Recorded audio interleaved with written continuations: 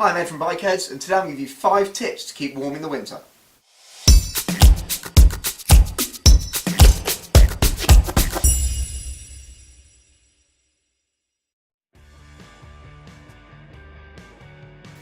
Okay, the first tip for today is picking the right gloves.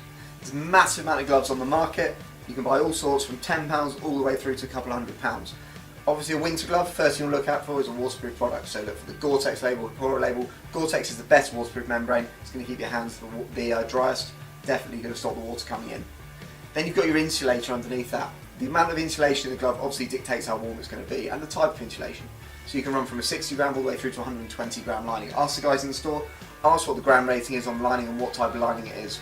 A lot of the gloves out there, like this Esker glove here from Racer, is going to have a Primaloft lining. Primaloft is a synthetic down material. It's going to keep your hand nice and dry, and even when it gets wet, so you can have it either side of the membrane, it retains its heat. It's used by the army instead of a standard down, because obviously when standard down gets wet it gets mushy. This is a synthetic down and it's the best on the market. So find a Primaloft glove if you can. That's the warmest lining you're going to find in the glove. Another little tip with gloves, keep them in the airing cupboard, put them on at home. Before you get on your bike, it's going to keep your hands nice and warm, then wheel your bike out. If your hands go cold before you put your gloves on, the gloves aren't going to warm them up. So just a quick tip, try and keep your gloves warm, keep your hands warm. That's going to give you the best chance to keep your hands warm in the winter. Okay, the second tip today we're going to talk about is base layers. A lot of people know about base layers for walking, climbing, that sort of thing, but not a lot of people use them on the motorcycle. If you're out in the cold for a long time, base layers are absolutely crucial, and the right type of quality base layer is also crucial. So 3 types we're going to talk about: Outlast, Merino and Windstopper. First one I've got in my hand here is an Outlast base layer.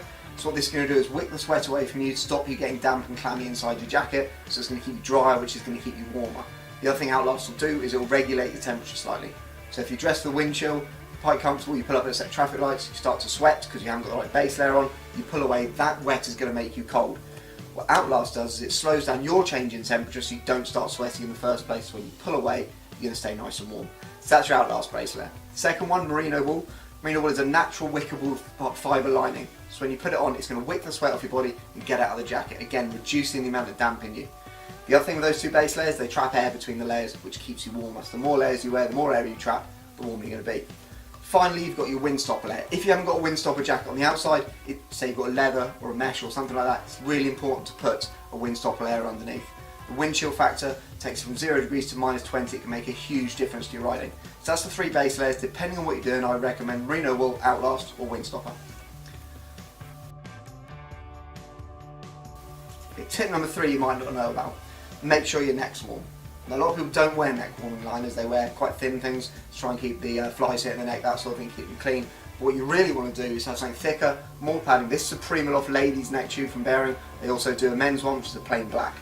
Really important with Primaloft, as I mentioned with the gloves, synthetic down. It's going to keep you nice and warm. The important part of that is you've got clear skin showing the elements. Your blood's obviously passing through your neck. It's one of the hottest areas of your body.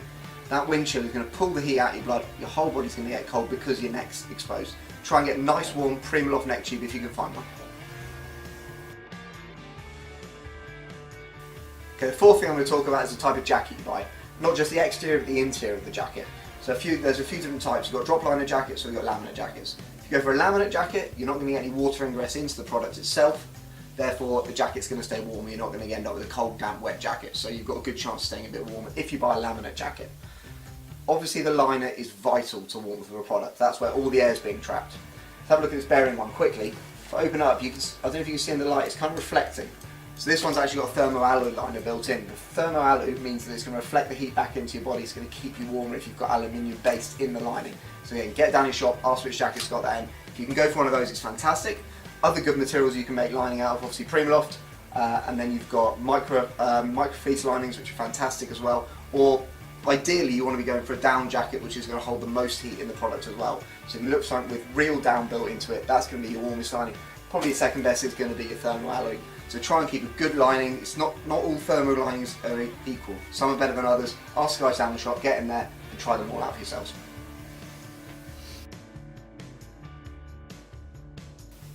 Tip number 5 is all about your feet. Try and get a good quality sock. That's your first job. I'm going to talk a bit about the boots this time because that's normally forgotten when we're talking about warm feet. Obviously you want to go for waterproof boots. Try and find a Gore-Tex one. That's your best chance of having the most waterproof boot on the market. Obviously I'm showing you a really high quality Daytona here. Talk you through a few features that are going to keep your feet warmer. Look for that on your next pair of boots if you can. So first thing, if you look on the inside of this boot, you've got a full ring around the side of white material. So what that is a thermal lining built around the Gore-Tex. So you have got a thermal wadding built around your foot.